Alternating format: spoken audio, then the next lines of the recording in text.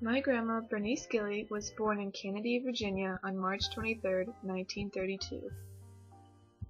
Her father's name was Jesse Anderson Newberry, and her mother's name was Fanny Newberry. She described her parents as workaholics. Her father starved from almost nothing, but with lots of hard work, he ended up owning 2 stores, a restaurant, and a very successful farm. Her family got all their fruits and vegetables fresh from their farm. Every day, their whole family would wake up early in order to get a head start on tending their many crops. My grandma started sewing at an early age. By the time she was 12, she was sewing her own clothes. One of her happiest childhood memories was during Christmas time. Best memory? Probably just being with my family at Christmas time. Everybody got together at Christmas.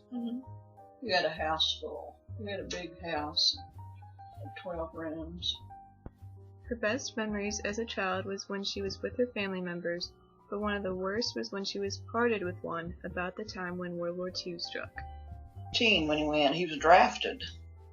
Oh, See, that's wow. back when they had to draft. They wanted all these young people. My dad was so upset because they were taking him in the Army. He went over to Grundy where they had to draft. I forgot what they call it, some service. And asked him if he'd take him in place of Willard. He was 40-some.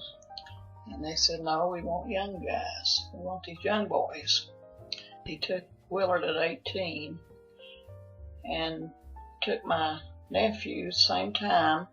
And Willard decided he was going to fly airplanes. And they didn't have an Air Force then. Yeah. What they had was Army Air Corps, is what they called it, which later became the Air Force.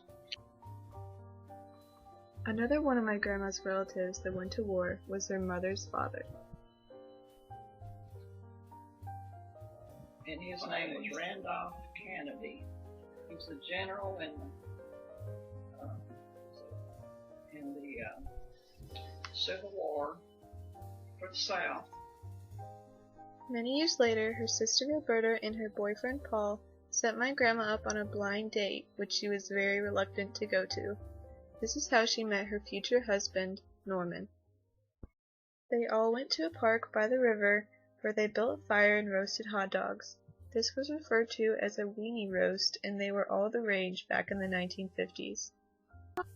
Soon after they started dating, he had to go serve as a paratrooper in the Korean War.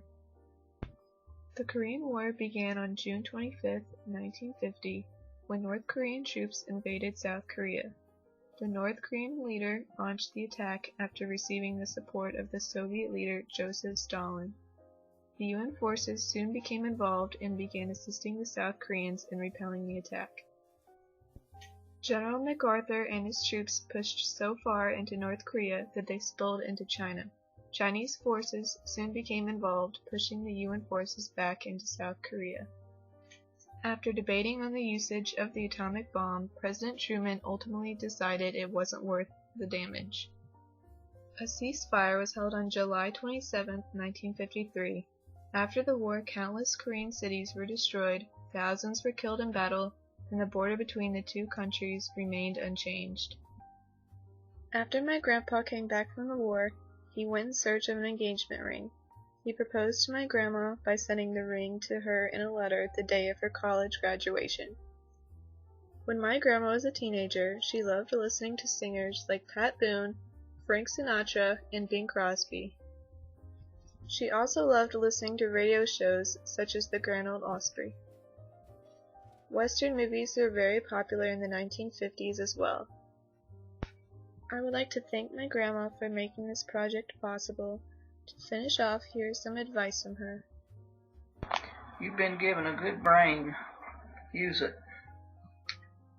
Think for yourself and set goals for yourself. Think now, 10 years from now, what would I like to be doing? 15 years, 20 years, whatever. What kind of person do I want to be? And strive for that kind of person.